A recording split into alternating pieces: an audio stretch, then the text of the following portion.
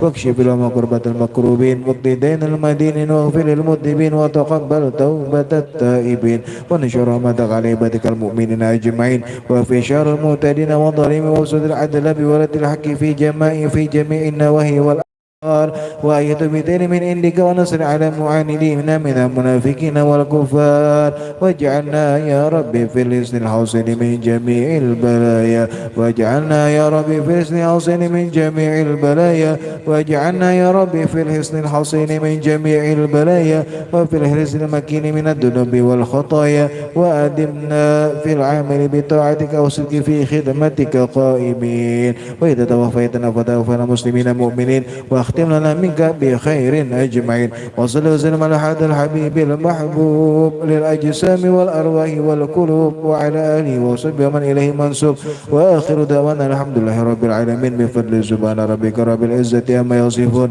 وسلام على المرسلين والحمد لله رب العالمين.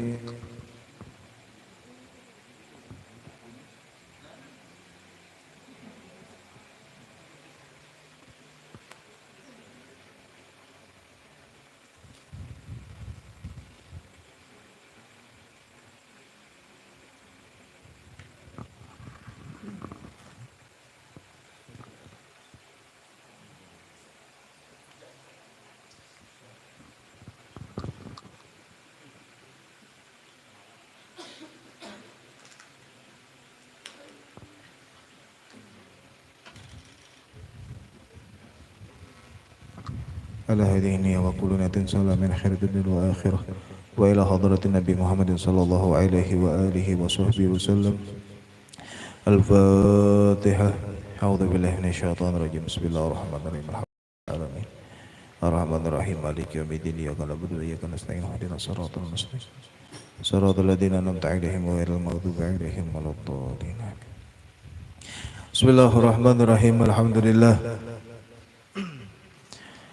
الحمد لله الذي يقذف إذا شاء في قلوب المريدين الإرادة فيزعجهم إلى سلوك السبيل السعادة التي هي الإيمان والعبادة ومحو كل رسم وعدة. اللهم فصل وسلم وبارك وكرم على عبدك المجتبى المصطفى سيدنا محمد سيد أهل السيادة وعلى آله وأصحابه سادة القادة. سبحانك لا علم لنا إلا ما علمتنا إنك أنت العليم الحكيم ولا حول ولا قوة إلا بالله العلي العظيم. رب اشرح لي صدري ويسر لي أمري واحلل عقدة من لساني يفقهوا قولي. أما بعد. Alhamdulillah, Maha suci Allah Subhanahu wa taala yang selalu dan tak pernah berhenti memberikan kepada kita nikmat dan karunia-Nya.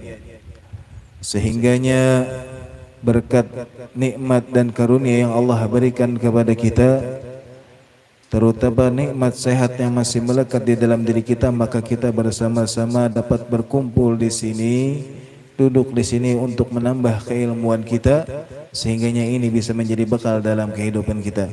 Maka mudah-mudahan apa yang kita lakukan pada malam hari ini kelak menjadi saksi di hadapan Allah, dan ini menjadi pemberat timbangan kebaikan kita di hadapan Allah Subhanahu wa taala. Amin ya rabbal alamin. Salawat dan salam terhaturkan untuk baginda Rasul Muhammad sallallahu alaihi wa alihi wasallam.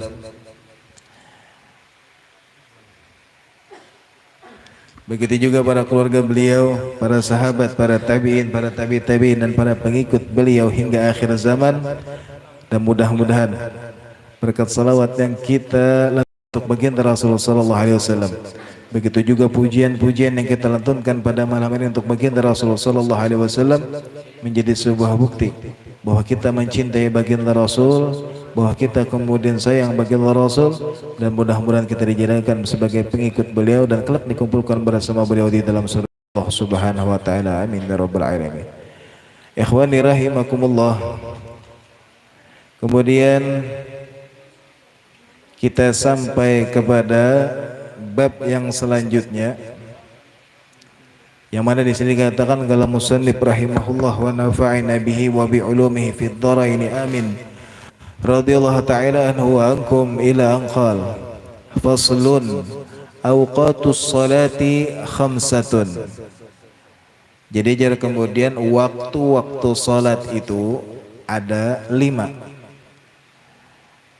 Jadi di dalam bab ini masih menggunakan waktu bahari. Mohon wadah kita ini kan adzan ada sudah, jam sudah ada nih. Yang segala sesuatu sekarang dipermudah oleh Allah Subhanahu wa taala sehingganya untuk mengerjakan yang namanya salat itu sebenarnya sudah dipermudah dengan segala fasilitas yang Allah berikan kepada kita. Kada kayak orang bahari ini kita hendak berwudu tinggal keran. Bahari kemudian masih ada nang kemudian menciuk banyu segala macam. Belum kemudian kita masih ibarat zaman bahari masih melihat waktu kemudian melihat ada yang melihat langit, ada yang melihat bayangan segala macam. Wah ini kita azan ada, kemudian ibaratnya corong di mana-mana mendengar, bangun aja lagi kada.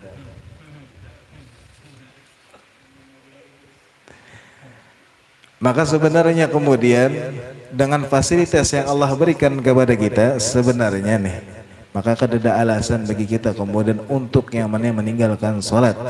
Entah itu kemudian dengan fasilitas yang Allah berikan kepada kita, kemudahan yang Allah berikan kepada kita, maka pada hakikatnya semua dipermudah untuk kita melakukan ibadah kepada Allah Subhanahu wa taala. Maka hari ini kemudian pada malam ini kemudian dikatakan bahwasanya auqatis salati khamsatin, bahwa yang namanya waktu-waktu salat itu ada 5. Karena melihat kemudian pembagian waktu salat maka dibagilah menjadi 5, yang mana jar kemudian awal waqtin adz-zuhur. Adapun jar waktu yang pertama itu dikatakan sebagai salat zuhur. Jadi ada yang mengatakan kenapa jar zuhur pertama kali? Karena ada yang mengatakan kenapa dikatakan sebagai salat zuhur? Karena dikatakan bahwa melakukannya di waktu zahir, karena melakukannya di waktu lagi terang-terangnya, nampak nih tengah hari kalau kita menggawe sembahyang zuhur. Maka dikatakanlah kemudian sebagai waktu zuhur. Ada yang mengatakan awalu shalah awalu shalah zaharat fil alam, maka ada juga yang mengatakan bahwa yang pertama kali salat yang dikerjakan itu adalah salat zuhur.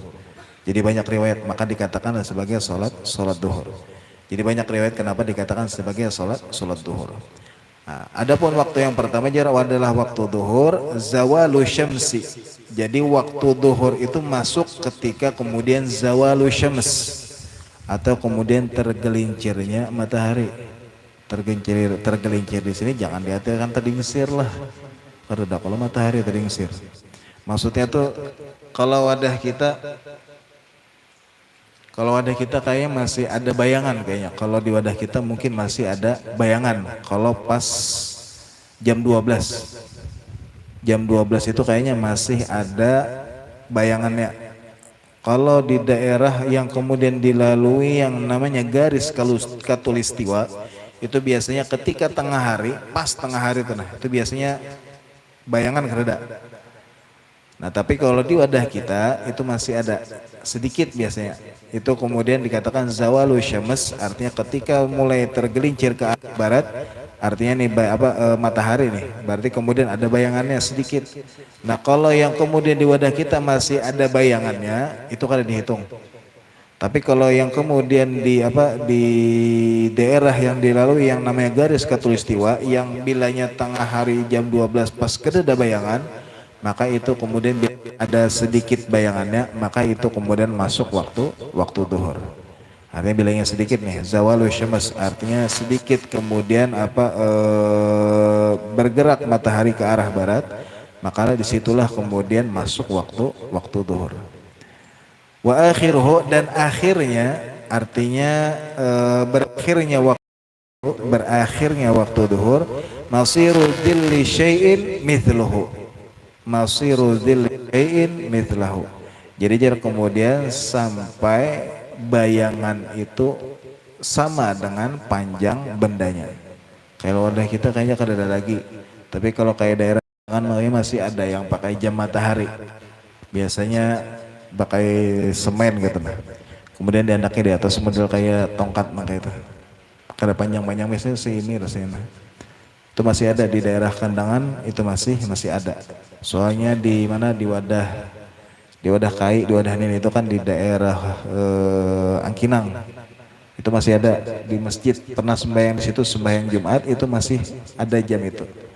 Nah, kalau misalnya lah benda yang dijadikan jam bayangan tadi, jam matahari tadi, misalnya panjangnya seibu jari atau anggaplah misalnya 10 cm atau 5 cm lah ibaratnya. Kemudian selain bayangan istiwa, selain bayangan yang pas pas jam 12 tadi, kecuali kan ada bayangannya.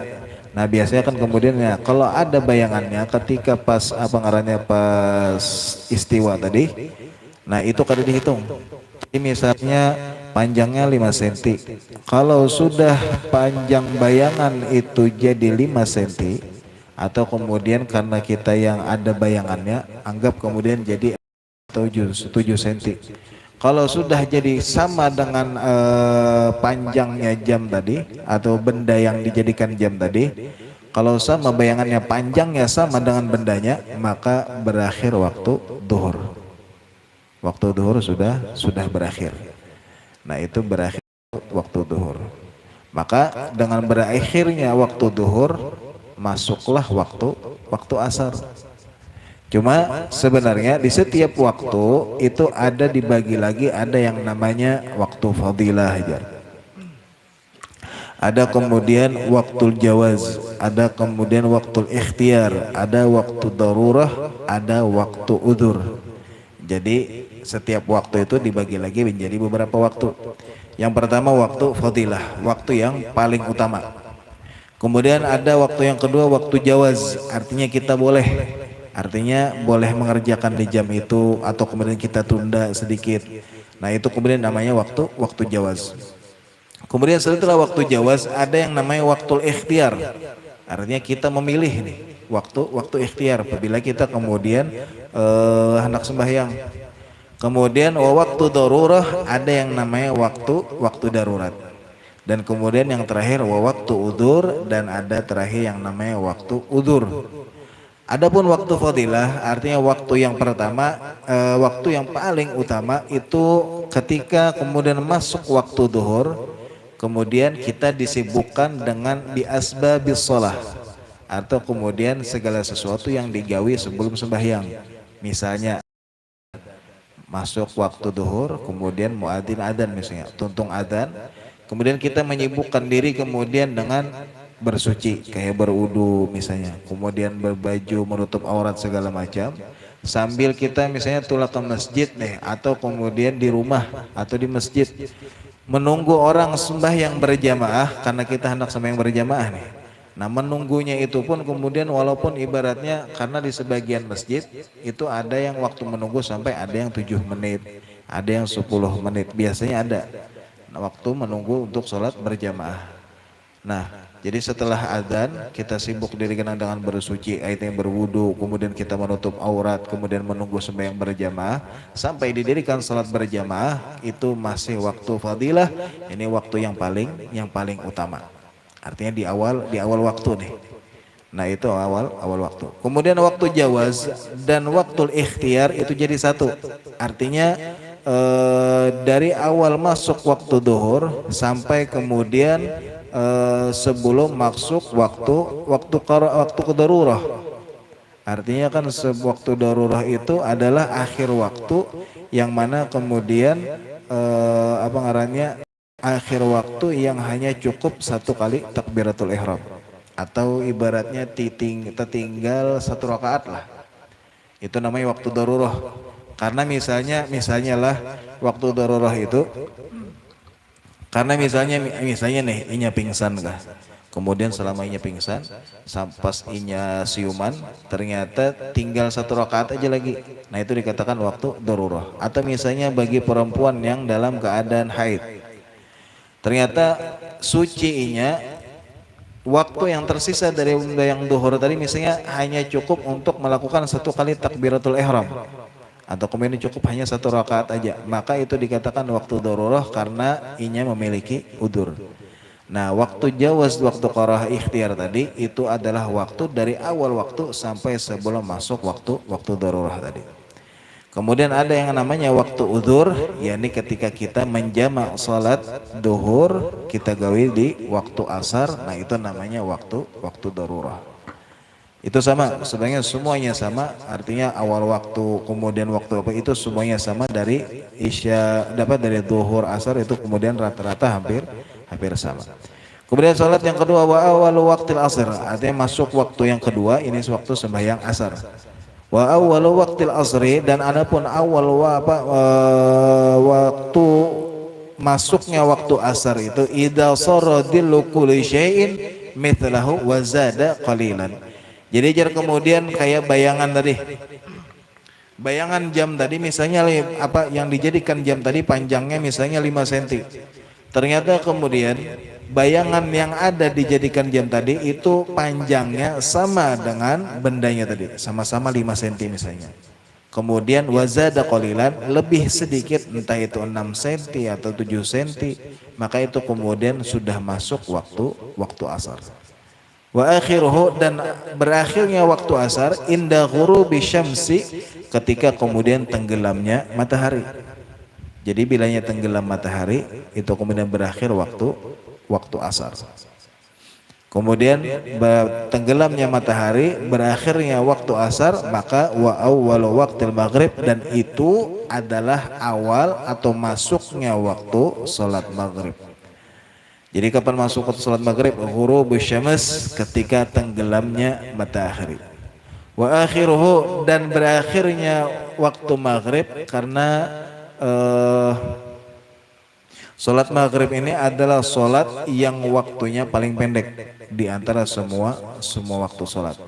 Maka setelah tenggelamnya matahari itu masuknya waktu maghrib sampai berakhirnya waktu maghrib itu adalah ghurubus syafaqil ahmar, sampai tenggelamnya mega merah. Bilanya kita di pantai itu, artinya yang pernah ke pantai, kemana? Ke Tamiang kah? Pokoknya ke pantai nih, di mana aja, atau misalnya di wadah kita nih kayaknya kadadapang, tahu di gunung kelihatan lah tenggelam matahari. Kada kelihatan, apakah ada suah? Kelihatan kada? Kalau timbul kayaknya kelihatan. Tapi kalau nya tenggelam tahu lah. Cuma kalau nya apa? Kalau nya di pantai, kalau misalnya matahari itu tenggelam tapi masih masih terang. Nah, itu kemudian itu tapi matahari sudah bujur-bujur tenggelam, itu masuk waktu maghrib. Ketika kemudian biasanya setelah matahari tenggelam kemudian ada yang habang-habang kayak oren. Nah, itu bilanya itu kemudian sudah mulai hilang juga, berarti kemudian sudah mulai kadap. Ketika ghurubus syafaqil ahmar, mega merah tadi, artinya habang-habang oren-oren tuh di mana, di pantai di ujung laut itu sudah mulai tenggelam juga, artinya mulai kadap nih, maka itulah kemudian berakhirnya waktu maghrib. Artinya bilangnya sudah kadap nih, maka berakhirlah waktu maghrib. Wa awal waktu isya, dan itu kemudian masuknya waktu isya. Kapan masuk waktu isya? Ghurubus syafaqil ahmar, ketika tenggelamnya yang habang tadi itu sudah masuk waktu isya. Wa akhiruhu, dan berakhirnya waktu isya tulu'ul fajris shadiq, ketika terbitnya fajar shadiq. Jadi fajar itu atau ujar kita tuh apa ya lah, pokoknya fajar, istilah lain fajar di Bamban 2 ayam fajar aja lain karena sariki sudah menyebut sidin tinggalam. Tulu'ul fajr shadiq, artinya ketika terbitnya fajar. Jadi kalau melihatlah, coba sesekali kalau misalnya di gunung kah atau kemudian di rumah kalah, kalau pas artinya di dalam lampu nih, itu biasanya dari sebelah timur ada yang namanya fajar shadiq, ada yang namanya fajar kadzib. Kalau fajar kadzib itu biasanya terbitnya hendak terbit matahari tapi kemudian ada cahaya tapi lurus saja. Itu namanya fajar kadzib. Tetapi ketika kemudian cahayanya sudah mulai menyebar, terang nih. Nah itu namanya fajar sodik. Makanya dahulu ketika di zaman baginda Rasul itu ada sahabat yang bernama Abdullah bin Umi Maktum. Jadi ada seorang sahabat bernama Abdullah bin Umi Maktum. Jadi Sayyidina Abdullah bin Umi Maktum ini adzan khusus adzan subuh. Kenapa kemudian dikatakan apa disambat adzan khusus subuh? Karena beliau itu buta tapi beliau bisa mencium terbitnya fajar shadiq. Jadi sidin kau mencium. Artinya Allah tutup mata beliau, tetapi Allah berikan di dalam kelebihan di dalam hal yang lain. Jadi bilangnya terbit yang fajar shadiq, sidin tahu. Maka bilangnya sidin adzan berarti masuk waktu subuh. Jadi itu. Jadi apa? Ketika terbitnya fajar shadiq tadi, yang menyebar tadi cahayanya, itu kemudian sudah masuk waktu subuh. Maka kemudian berakhirnya waktu isya. Kemudian dan itulah wa awal waktu subhi, dan itu adalah awalnya waktu subuh ketika masuknya waktu subuh.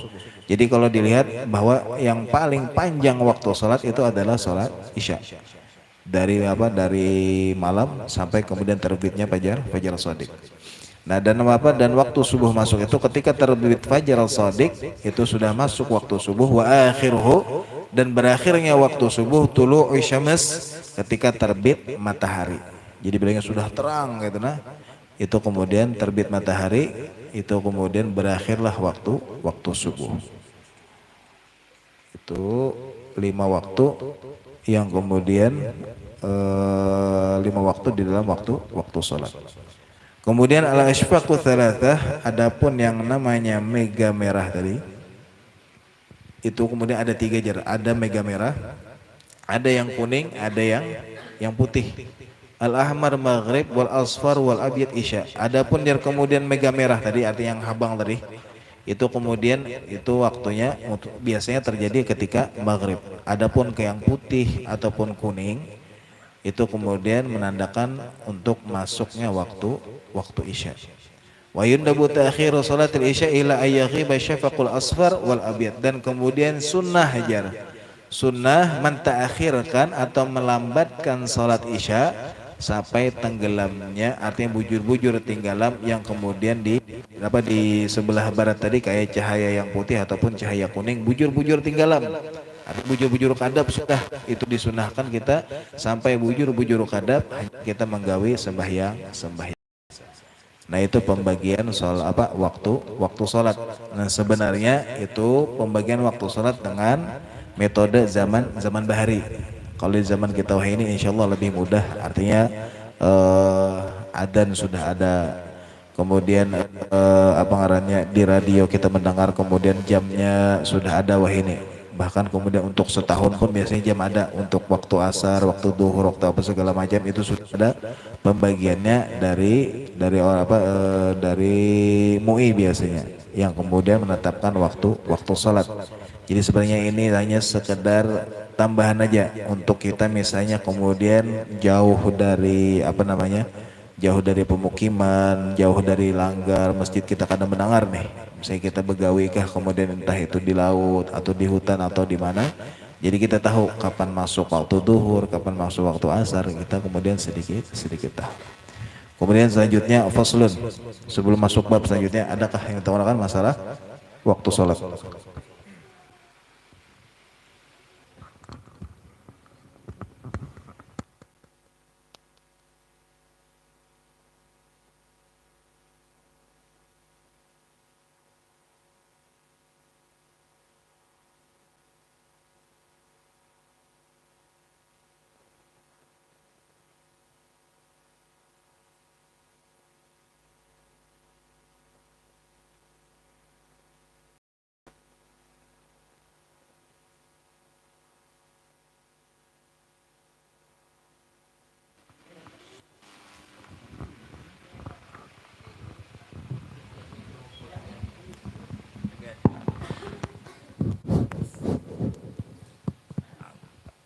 Betakon guru enak. Assalamualaikum warahmatullahi wabarakatuh. Jadi kayak ini loh, kita nih sembahyang, tapi pada waktu Isya sudah, pas sudah tuntung Assalamualaikum warahmatullahi wabarakatuh, Assalamualaikum warahmatullahi, ajan Isya, ada apa lo bro? Itu apa ya lah, itu namanya masuk waktu, ada waktu karohah, sebenarnya ada waktu haram. Jadi ada yang dikatakan waktu karohah ataupun waktu haram itu ketika kita sembahyang, kemudian waktu yang tersisa itu kada cukup kita menggawi semua sembahyangnya. Misalnya kayak sembahyang maghrib tadilah, kayak sembahyang maghrib. Jadi sembahyang maghrib, kalau sembahyang maghrib ini misalnya kita sembahyang sudah nih, sembahyang ternyata kita menggawi tadi sudah 3 rakaat, sudah salam. Ternyata pas berujung ketika kita mengucapkan salam, kemudian langsung adzan Isya. Berarti itu antara dua, entah kita kemudian sembahyang tadi sudah masuk waktu Isya ataupun kemudian sudah di ujung waktu maghrib. Maka itu kita berarti kemudian bisa jadi terjatuh di dalam 2 waktu, entah itu waktu hurmah atau kemudian waktu yang namanya dikatakan waktu karohah, waktu makruh.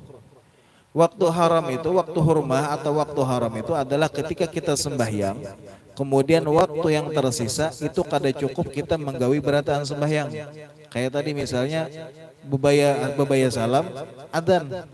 Bisa jadi kemudian entah itu kemudian dasar sudah masuk waktu Isya pas kita sembahyang, sudah Isya masuk, atau kemudian ibaratnya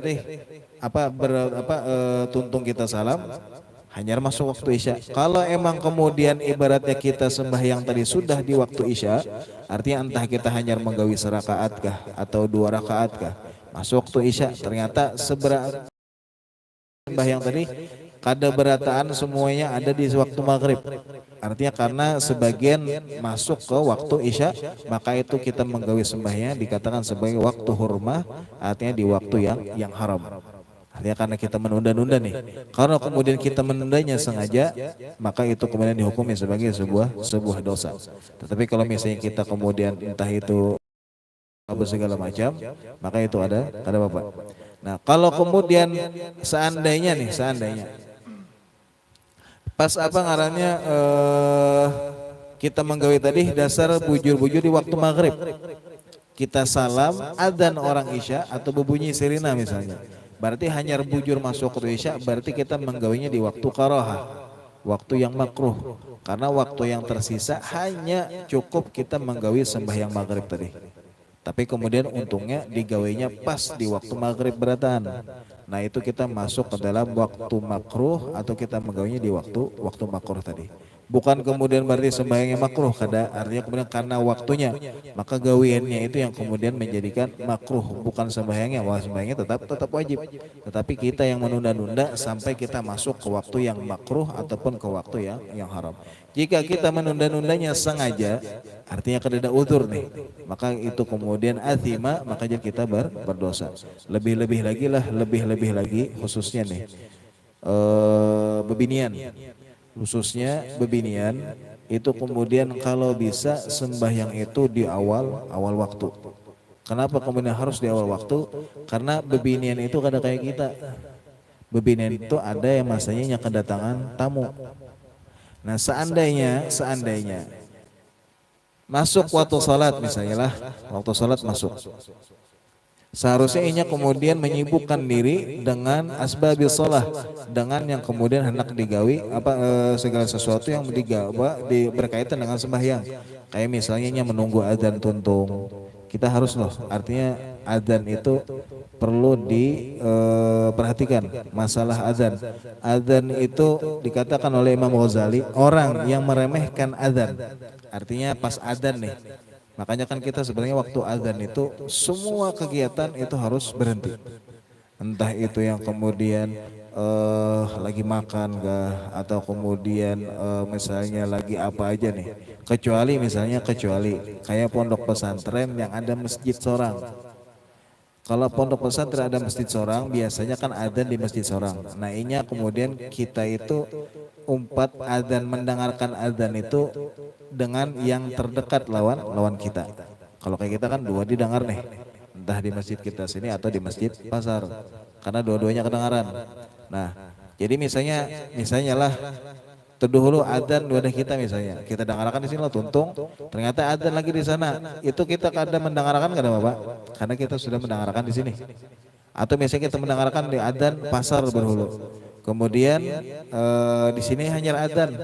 Nah, itu kemudian kita kada apa-apa maka kada mendengarkan di sini, kata kita sudah mendengarkan di salah satu, karena masjidnya itu beparakan atau langgar misalnya, itu beparakan, itu kada apa-apa. Tetapi kalau misalnya adzan, kita masih sibuk dengan kesibukan kita kada berhenti dari kesibukan kita, atau bahkan kata Imam Ghazali, jika kita meremehkan adzan, maka ujar Imam Ghazali, yukhsha lahu ayyamu ta'ala su'il khotimah, ditakutkan ujar Imam Ghazali, orang yang meremehkan adzan, inya tetap begawian apa segala macam, kemudian ibaratnya kada menganggap itu adalah sesuatu yang luar biasa, artinya bukan sesuatu yang memiliki kehormatan di sisi Allah, artinya kita anggap remeh nih. Makanya kemudian ditakutkan ujar Imam Ghazali, takutnya keadaan su'ul khotimah, naudzubillah, teman naudzubillah. Makanya kita sunnah kemudian menjawab adzan, Allahu Akbar ya, sunnah kita menjawab adzan. Itu kemudian sunnah hukumnya. Nah, kita harus berhenti dari segala kegiatan mendengarkan adzan, karena itu adalah panggilan dari Allah Subhanahu wa taala, maka kita harus berhenti dari segalanya. Nah, jadi misalnya lah masuk waktu sholat adzan, misalnya kita dengarkan adzan sampai tutung adzan, kemudian kita menyibukkan diri bebinian ini, khusus bebinian, menyibukkan diri dengan kemudian bersuci, artinya berwudu apa segala macam, menutup auratnya pakai mukena apa segala macam, langsungnya sembahyang, atau kemudian yang menunggu hendak sholat berjamaah, entahnya di masjid atau di rumah, kemudian langsung sembahyang, maka ianya masih menggawe di awal waktu. Tapi ternyata kemudian adzan masuk, waktu sholat masuk, adzan sudah lewat, masih menunda-nunda, berlalu misalnya nunda-nunda sholat, misalnya menunda ianya waktu sholat tadi 10 menit, 10 menit ianya tunda sholat tadi, dalam waktu 10 menit kira-kira cukup kada? Kayak wudu, kemudian memakai mukena, cukup kalau lah, cukup benar malah. Nah, ternyata setelah 10 menitnya menunda sholat, datang bulan, kemudian ia menunda tadi 10 menit ditunda dengan sengaja, artinya kada ada udzur nih, bukan karena ada gawian atau ada apa segala macam, artinya ia menunda karena ia dasar menunda aja, entah ia koler apa segala macam, kada ada sebab, kada ada udzur. 10 menitnya menunda, yang mana 10 menit tadi cukup untuk bersuci, memakai mukena apa segala macam, sampai ternyata berlalu 10 menitnya menunda, datang bulannya, dosa. Karenanya diberikan waktu kesempatan bisa untuk melakukan sholat di awal waktu, tapi malah menunda-nunda tanpa udzur. Kecuali misalnya ada udzur atau ada apa segala macam, nah itu kada apa-apa. Nah, itu lebih lagi yang namanya bebinian, maka harus lebih kalau bisa di awal waktu untuk mengerjakan sembahyang. Jadi jangan ditunda-tunda. Itu untuk di awal waktu. Ada lagi yang ada orang masalah waktu sholat.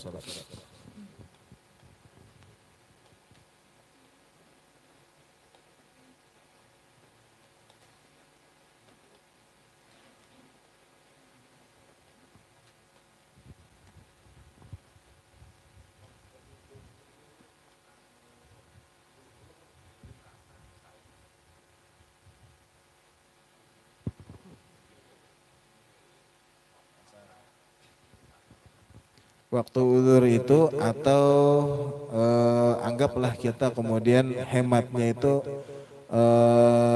menggawi atau kita jamak, menggawi sembahyang duhur di waktu asar atau menggawi sembahyang asar di waktu duhur. Itu karena kita ada babnya membahas tentang sholat orang yang dalam perjalanan atau sholatnya seorang musafir. Itu sebenarnya untuk niatnya, kalau yang paling afdol dikatakan ketika kita mengangkat takbiratul ihram pertama, ketika kita salat, misalnya kita menggawi hendak menjama sembahyang asar di sembahyang duhur. Jadi ketika usolli misalkan usolli fardhu duhri kan biasanya kayak itu. Nah, afdolnya itu kita menggabungnya kemudian ketika niat itu. Tapi kalau misalnya kita gabung karena terlalu panjang, maka kemudian kita boleh berniat di dalam sembahyang walaupun kada di takbiratul ihram. Jadi misalnya lah kita sembahyang hendak menjamak sembahyang asar di sembahyang zuhur. Kita takbir sholli pada zuhri lillahi ta'ala, artinya aku sembahyang pada zuhur karena Allah Ta'ala, Allahu Akbar ya. Sudah sembahyang, saya tak baca takbiratul ihram, kemudian ibaratnya baca Fatihah apa segala macam. Kalau kita sorangan, kita sekehendak di mana aja. Artinya pokoknya waktu kita menggawi sembahyang zuhur tadi, kita berniat di dalam hati, aku hendak menjamak salat asar di waktu zuhur. Biar bahasa Indonesia kada apa-apa. Itu kalau kada hendak ngalih. Pon. Kalaunya inya dalam keadaan musafir yang lebih dari 84 kilo, itu boleh dikosor jadi 2 rakaat. Tapi kalau kada sampai 84 kilo, itu boleh menjamak tapi tetap 4 rakaat. Kayak misalnya, dengar dulu lah. Kita nih lanjak berjalan tapi kita tahu kilonya. Astagfirullah. Kayak misalnya kita ke Pelehari. Pelehari itu berapa kilo?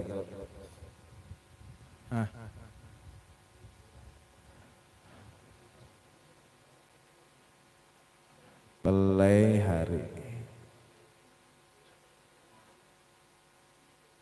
Pelehari 52 kilo. Pelehari 52 kilo. Jadi misalnya kita ke Pelehari nih, ke Pelehari. Itu kan 52 kilo, belum sampai 84 kilo.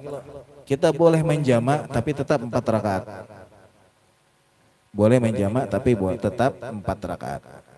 Tapi kalau misalnya kita anggap paling jauh aja sudah Batu Licin. Berapa kilo? Batu Licin 144 kilo. Anggap 140, 109. Artinya kan sudah lebih dari 84 kilo. Itu boleh kita mengkosor. Jadi ada istilahnya kosor. Menjadikan sembahyang yang 4 itu jadi 2. Boleh kita kemudian kalau ke Batu Licin misalnya boleh kita sembahyang yang 4 jadi 2. Kalau lebih dari 84 kilo. Jadi disingkat yang 4 jadi 2. Tapi jangan disingkat karena subuh jadi 1, maghrib jadi 1,5. Jangan, yang boleh disingkat itu yang 4 aja. 4 jadi 2. Jadi kayak zuhur, asar, isya itu boleh jadi 2. Kalau maghrib tetap 3, subuh tetap 2. Kalau aja disingkat ya. Subuh jadi 1, maghrib jadi 1,5. Berarti pas ruku salam. Kereda. Kalau maghrib tetap 3, subuh tetap 2. Yang boleh dikosor itu cuma yang 3, zuhur, asar dan isya. Selebihnya itu tetap digawi secara sempurna. Asal kita sudah melewati 84 kilo. Kalau masih di bawah 84 kilo, boleh kita menjamak keluar dari batas kota. Nah ini masih ikhtilaf. Ada yang mengatakan batas kota itu, ada yang mengatakan kabupaten. Ada yang mengatakan kecamatan. Bahkan ada yang mengatakan batas desa, ada yang mengatakan. Tapi kebanyakan itu masih mengambil batas kabupaten. Kayak misalnya kita Kabupaten Banjar sampai ke mana Pelehari tadi kan tanah laut sudah. Nah itu berbeda sudah. Nah itu boleh kita menjamak tapi tetap dalam gawian sembahyangnya sempurna 4 rakaat kalau masih di bawah 84 kilo. Kalau sudah lebih itu boleh jadi 2. Merabahan berapa kilo?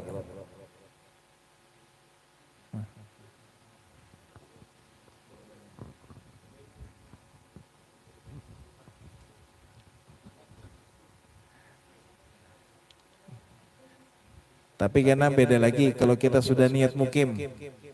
Karena beda lagi. Niat mukim misalnya boleh kita itu menggawe dikatakan sebagai musafir kalau kita kada lebih dari 3 hari. Kalau niat sudah berniat niat jar hendak ke Batu Licin berapa hari jar? Jadi berbahaya sampai kita ke Batu Licin tetap kada boleh menjamak, kada boleh mengkosor karena kita niatnya mukim lebih dari 3 hari. Tapi kalau 3 hari aja itu masih boleh. Berapa hari jadi Batu Licin? 2 hari aja. Masih kita 2 hari itu masih boleh menjamak, boleh mengkosor, boleh. Kalau kita niat 2 hari. Tapi kalau niatnya lebih dari 3 hari, berapa hari ya? 4 hari, 5 hari. Artinya sudah lebih dari hitungan sebagai musafir. Karena musafir itu hanya 3 hari. Nah, kalau lebih dari hitungan musafir, maka tetap kemudian menggawinya sempurna, yang 4-4, yang 3 apa yang apa kada boleh menjamak, kada boleh mengkosor. Walaupun perjalanan jauh. Karena kita sudah niat mukim. Tapi kalau kita masih niat musafir kayak sehari 2 hari itu masih boleh kemudian kita menjamak dan mengkosor. Ada lagi ada orang kan?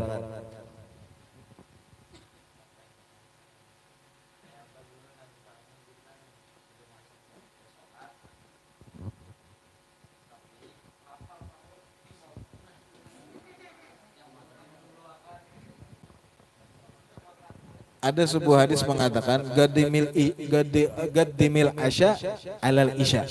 Dahulukan makan malam daripada sembahyang isya. Itu ada hadis. Tetapi kemudian ulama mengatakan al hadis pokoknya yundarul lil matan hadisnya itu perlu diteliti lagi. Karena masih mendahulukan asya daripada isya. Tapi ada hadis yang mengatakan gitu.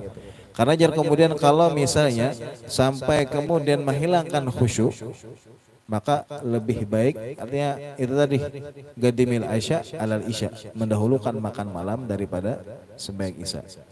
Karena kemudian kalau sampai kayak makanya kemudian kayak kita menahan bekamih itu. Kemudian menahan kentut, menahan BAB itu hukumnya makruh.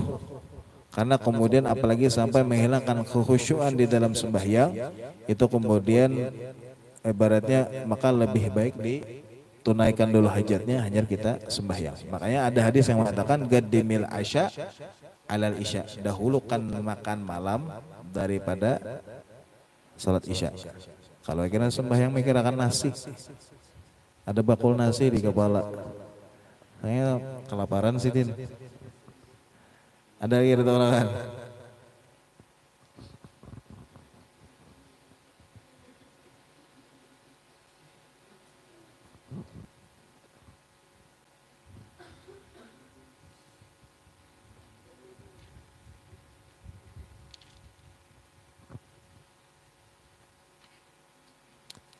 Dari ya.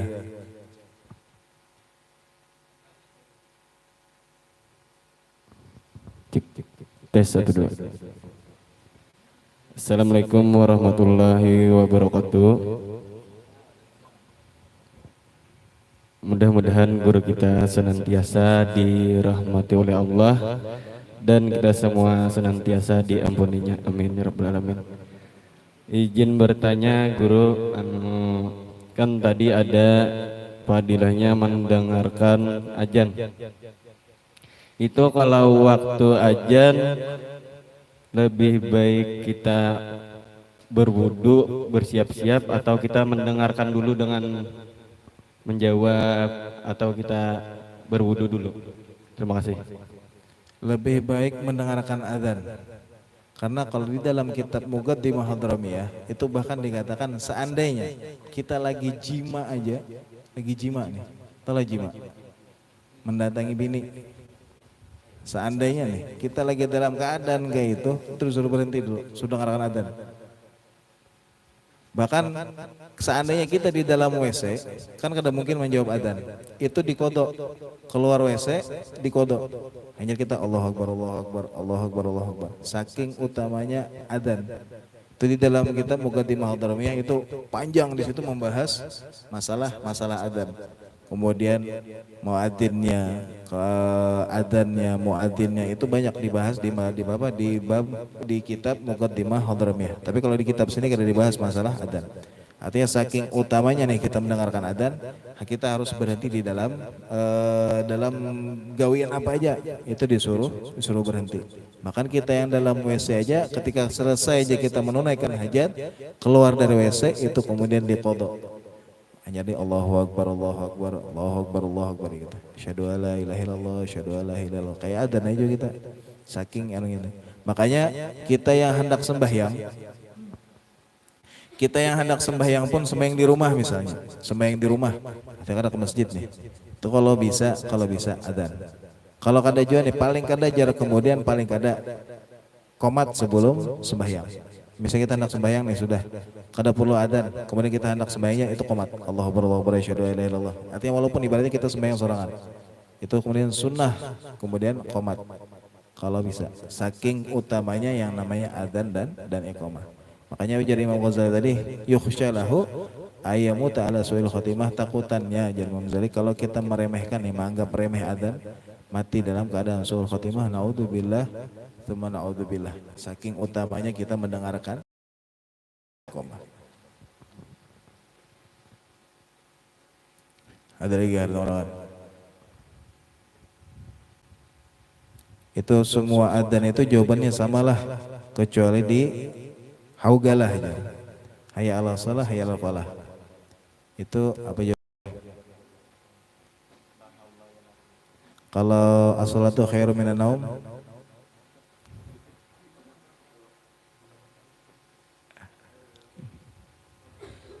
sodakta wa bararata. Sodakta wa bararata. Bilanya kada tahu bisa kada bangun adzan subuh itu. Bangun naik guru aja subuh, tapi imbah adzan duhur.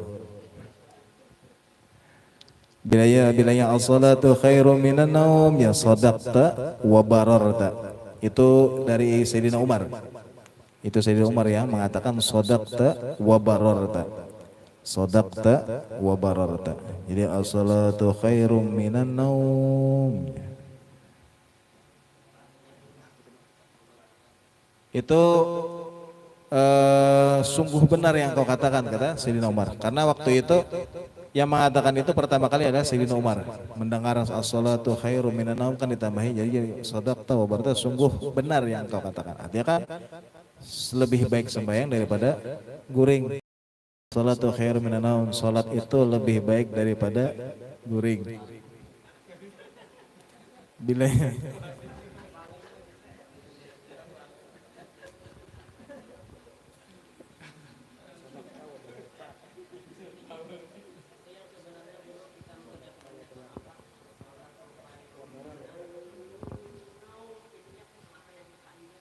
ini ada perbedaan. Ada yang mengatakan naumnya boleh panjang. Ada yang mengatakan as-salatu khairum minan naum. Ada juga yang naumnya pendek. Ada juga. Ada yang minan naum, ya ada. Jadi ketika adzan subuh dikumandangkan, bilanya kada terbangun tuh biasanya itu antara dua. Kalau kada di kami jin, iblis nih, telinganya nih, atau tetapal, atau kemudian dasar ditutupi sehingganya kemudian kita kada terbangun. Itu kalau di dalam kitab Bidayatul Hidayah, ketika adzan ataupun sebelum subuh lah bangun, itu langsung bangun, itu kalau bisa ucap baca doa guring, bangun guring. Apa doanya?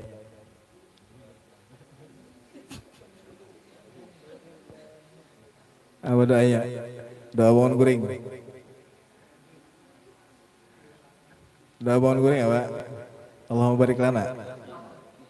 Allahumma barik lana kayaknya hafal berataan, Allahumma barik lana nih. Kada ada yang luput mun sudah Allahumma barik lana, bujur berataan hafal. Doa bangun guring apa doa bangun guring? Makanya bilanya bangun guring masih aja liut. Karena ketika kita jar kemudian bangun dari guring, itu ketika kita langsung membaca doa alhamdulillahilladzi ahyana ba'dama amatana wa ilaihin nusyur. Ketika kita kemudian bangun guring langsung baca doa itu satu ikatan terlepas dari tubuh kita. Satu ikatan terlepas dari tubuh kita. Bangun kita, ambil wudhu, langsung dua ikatan terlepas dari kita, sehingganya kita akan menjalani hari itu dengan semangat. Itu ada di dalam kitab Bidayatul Hidayah. Jadi bilanya kita bangun, kada baca doa lalu aja. Lalu kemana tertunduk pulangin atau guring pulang menyambung. Sekalinya sembahyang isya pakai sembahyang apa? Sembahyang duha pakai kunut. Sembahyang duha pakai kunut. Nah, itu makanya kalau bisa di antara sunnah wudu kita sembahyang wudu subuh tuh nah. Wudu subuh kan semalam kita kada belajar lah sunnah wudhu. Jadi ketika kita hendak menggawi wudhu itu, sebelum itu kita niat nawa itu ada sunanil wudhu. Nawa itu ada sunanil wudhu. Aku berniat mengerjakan semua sunnah wudhu. Kalau kita kada berniat, biar kita menggawi sunnah kita kada dapat pahala sunnah. Kayak basuh telinga, basuh tangan.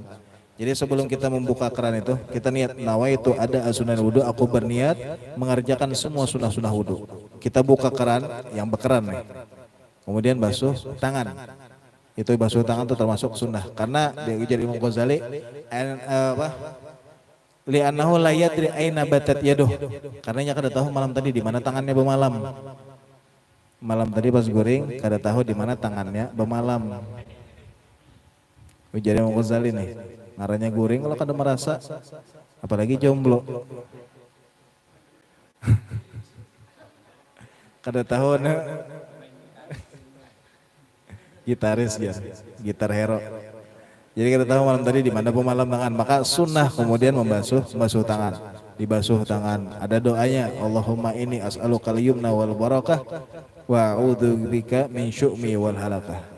Nah, karena pas kita memasukkan ke hidung, kan di antara sunnah wudhu nih, memasukkan air ke dalam hidung itu kalau bisa dihiut. Dihiut dalam-dalam biasanya sampai terasa sakit di kepala. Itu nah, sampai sakit di kepala itu langsung hilang yang namanya iblis. Karena di antara tempat tidur iblis, itu kuku yang panjang. Kuku yang panjang itu tempat tidur iblis. Kemudian di sini nih. Di mana? Di hidung, di dekat mata. Makanya bilanya menghiut banyu pas subuh tuh nah, wudu dihiut. Itu kalau bisa sampai ke sini, itu iblis hilang. Karena tilamnya basah. Di sini tempat gorengnya di sini. Makanya kalau kada dihiut, biasanya kan sakit kepala tuh. Nah, imbah sakit kepala tuh biasanya sigar. Imbah wudu tuh. Jadi dihiut bilanya kita wudu tuh kan ada dua cara. Jadi kita ambil banyu itu ada cara yang satu-satu. Jadi ambil banyu sebuting ini gasan kumur, karena ambil bahasa sebuting gasan di hidung. Ada yang digabung. Afdol digabung biar kemudian satu ambilan kayak ini itu sedikit gasan di muntung, sedikit dihiut ke hidung. Jadi diambil gini. Masuk ke muntung sedikit hanya dihiut. Itu kalau bisa sampai ke sini, dihiut sampai terasa sakit kepala. Biasanya kan bilanya kemasukan banyu tuh.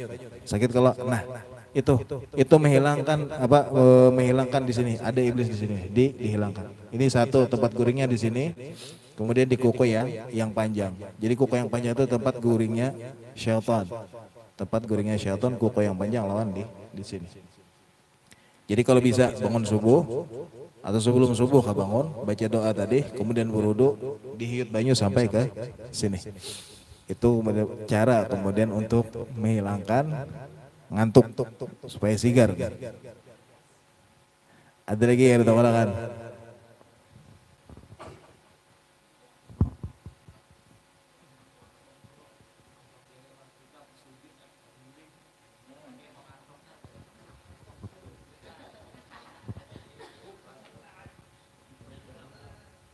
Ya batal sembahyangnya kalau guring. Batal apalagi sembahyang kalau guring. Batal.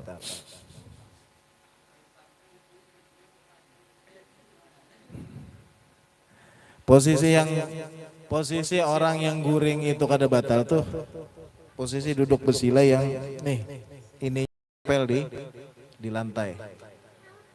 Lawan kemudian ukurannya orang itu kada terlalu kurus, kada terlalu lamak.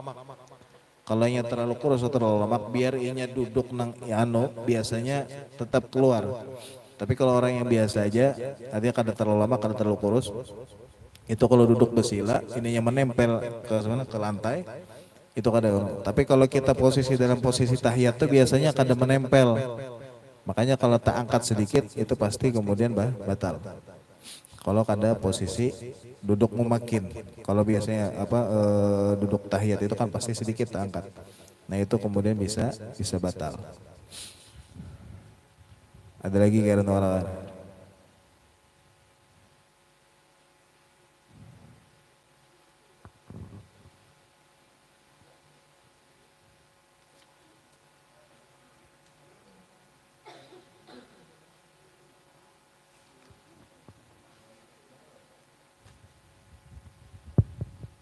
Ada lagi?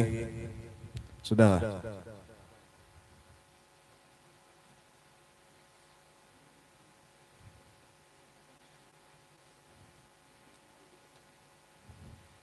Kemudian faslun.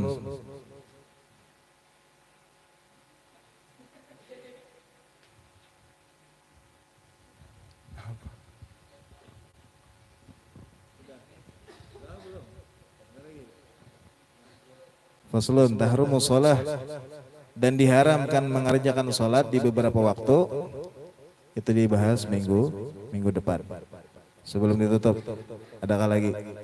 Sebelum ditutup.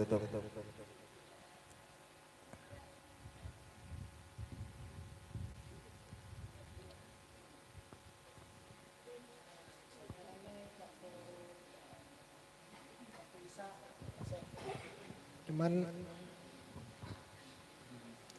biasanya kalau di outdoor tuh guru ya kan kita nih kiblat kada tahu. Jadi apabila sudah masuk waktu sholat kayak apa tuh solusinya, kan kita nih kada tahu kiblat. Nah itu Di antara syarat kita hendak sembahyang itu, di antaranya tahu arah kiblat. Imma antara kemudian kita dengan melihat sekitar, ataupun kemudian pakai kompas. Entah nih. Jadi sebelumnya kalau kita kayak di outdoor lah, entah itu kalau di pantai kayaknya nyaman aja. Tapi kayak di gunung atau di hutan segala macam kan ngalih sedikit. Kalau misalnya dasar kadada jua kompas, bingung masih nih. Maka kalau kita kada yakin dengan arah kiblat, itu kita kada boleh sembahyang berjamaah. Karena setiap orang pasti keyakinannya beda.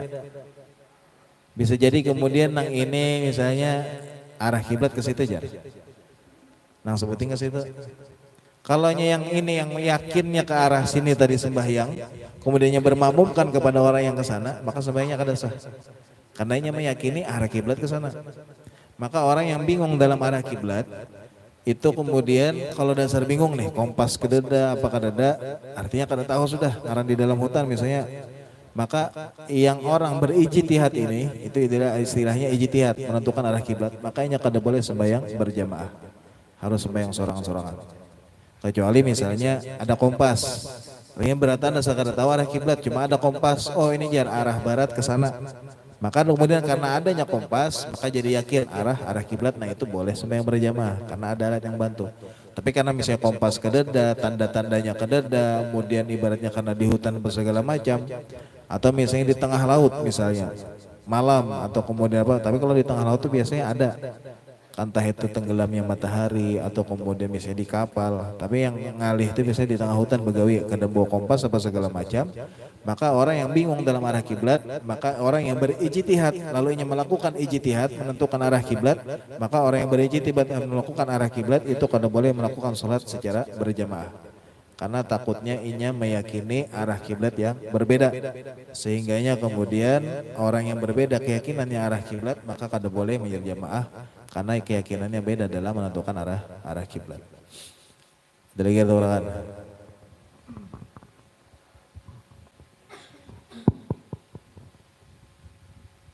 betakon pulang guru buting. Jadi misalkan kayak ini guru, misalkan pada malam hari waktu kita guring, kita mimpi junub guru pas waktu kita bangun, pas waktunya mepet sudah waktu subuhnya hendak habis. Jadi misalkan kita hendak mandi wajib, pasti waktunya habis.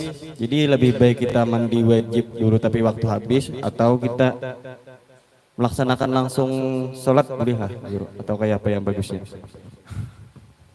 Bagusnya ya mandi. Beda dengan puasa. Puasa lawan sembahyang beda. Karena di antara syarat sahnya sembahyang itu harus dalam keadaan suci, baik itu dari hadas kecil ataupun hadas besar. Berbeda kemudian dengan puasa. Puasa itu kadang kita disyaratkan harus suci. Misalnya, kita sembahyang, kita bangun nih. Lalu misalnya ternyata kita habis mimpi junub. Kemudian waktu yang tersisa ternyata misalnya sisa 5 menit misalnya. 5 menit itu hanya cukup untuk mandi. Apakah kemudian harus mandi? Iya, harus mandi. Karena syarat sah sembahyang itu harus suci. Jadi mandi, walaupun ibaratnya kita menggawi artinya nih sembahyang itu di luar waktu, tetap kemudian di luar waktu kada apa-apa karena kita udzur tadi. Artinya kemudian karena bangun dan kemudian waktu mepet dan kita harus mandi. Berbeda kemudian dengan puasa. Kalau puasa misalnya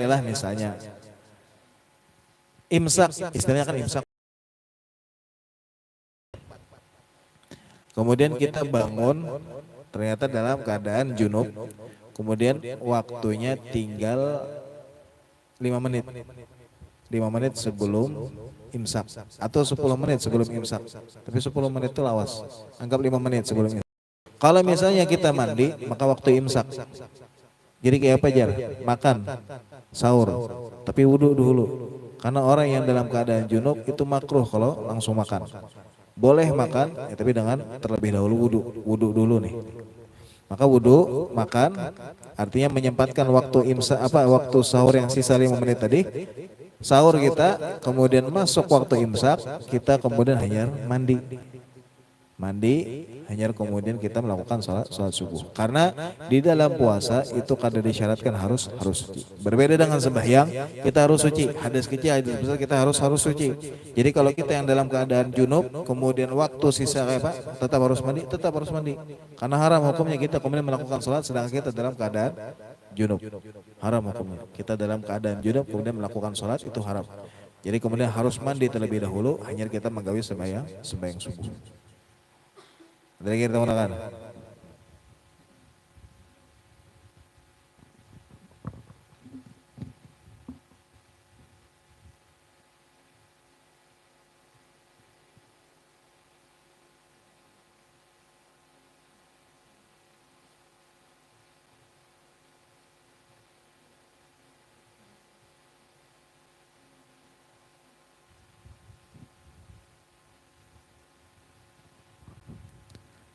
Ada lagi yang menggunakan?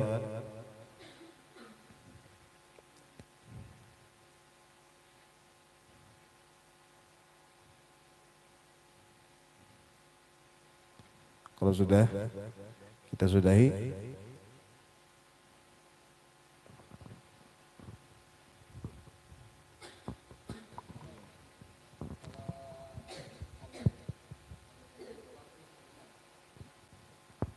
Kalau qad qamatis shalah itu aqamahallahu wa adamaha madamatis samawati wal ard.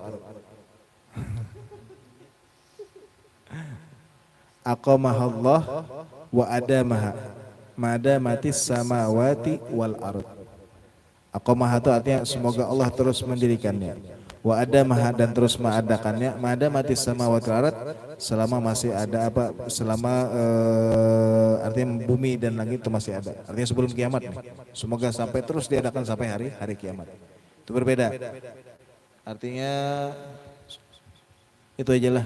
Itu aja yang beda lah, umat lah. Qad qamatis shalah, qad qamatis shalah aqamahallahu wa adamaha madamatis samawati wal ard. Itu sahutannya. Panjang lah.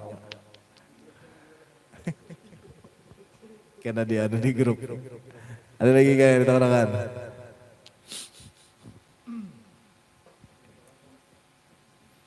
Terus kalau apa? Yang adzan lah, yang adzan. Hayya 'alas shalah, hayya 'alal falah itu menoleh.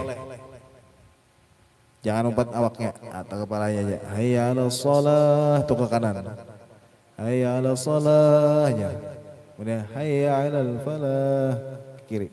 Hayya 'alas shalah ke kanan, hayya 'alal falah ke kiri. Kepalanya noleh. Itu ke kanan, ke kiri, noleh.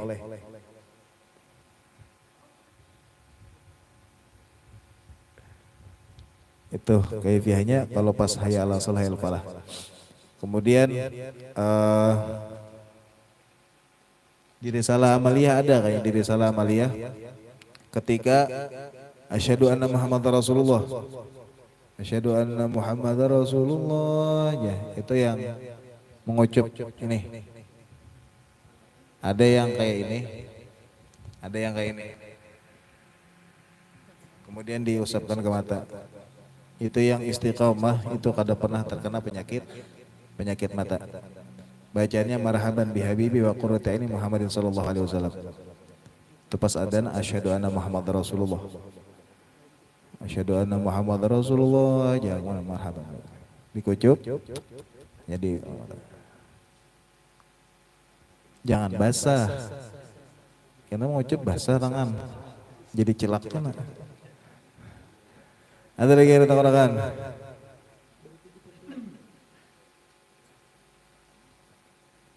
Udah? Wallahu a'lam. Mudah-mudahan ini bisa jadi bekal kita. Dan mudah-mudahan apa yang kita lakukan, mudah-mudahan apa yang kita lakukan pada malam hari ini menjadi saksi di hadapan Allah, menjadi pertimbangan kebaikan di hadapan Allah.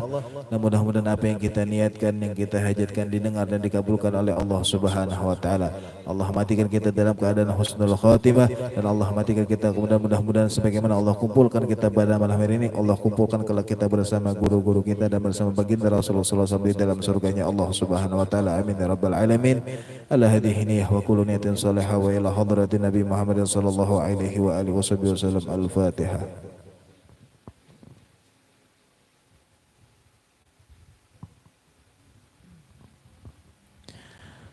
Bismillahirrahmanirrahim. Alhamdulillahirabbil alamin. Allahumma shalli wa sallim ala sayyidina Muhammadin wa ala ali sayyidina Muhammad. Nabiyyin wa hidul mursalin wa ila malaikatil muqarrabin. Rabbana taqabbal minna innaka antas samiul alim wa tub alaina innaka antat tawwabur rahim. Allahumma ij'al jam'ana hadha jam'an marhuman tafarraqan min tafarraqan ma'suma wa la taj'al fina wa la minna wa la ma'ana syaghiran bi rahmatika ya arhamar rahimin. Wa sallallahu ala sayyidina Muhammadin wa ala alihi wasallam. Bi fadli subhana rabbika rabbil izzati wa salamun ala mursalin walhamdulillahi rabbil alamin. Taqabbalallahu minkum.